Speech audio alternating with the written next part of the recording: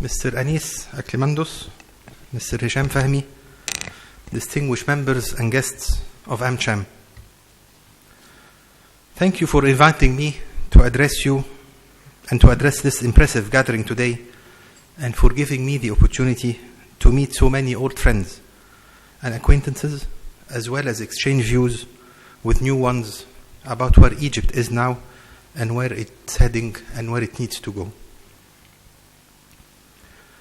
I'm going to be brief, and I'll try to get straight to the point, because I know there is so much for us to cover today and probably a number of issues that we need to discuss.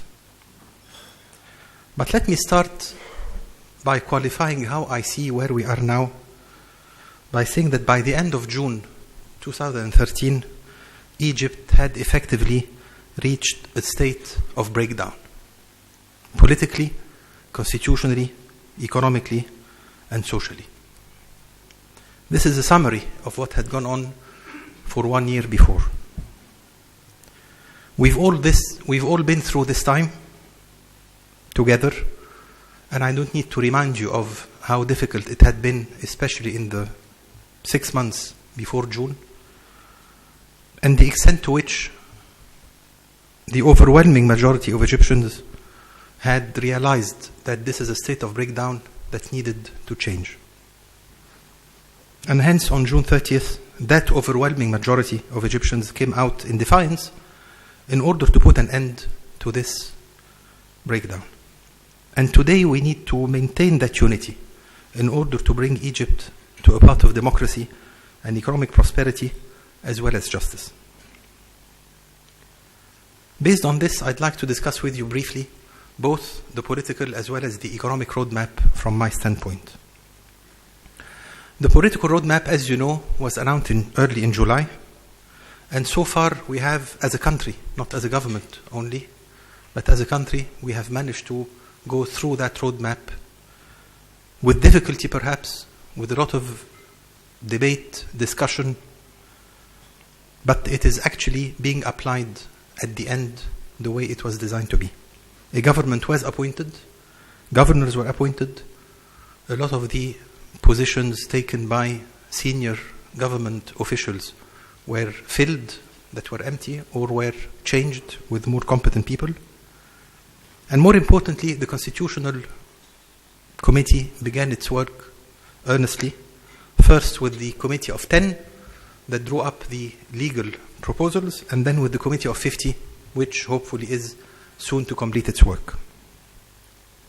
This, to me, is going to be really the main landmark.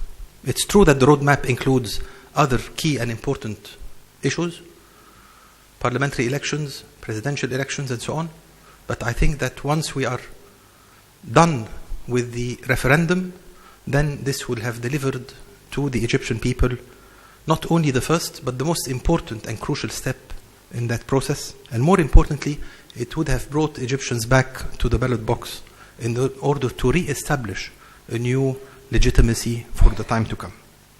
This is a very important step. I'm quite optimistic by what I'm seeing so far. There are divisions, there are discussions, there are serious disagreements going on, but that can only be the sign of a vibrant committee taking its work seriously and intent on delivering to Egypt a constitution that gets us through this phase.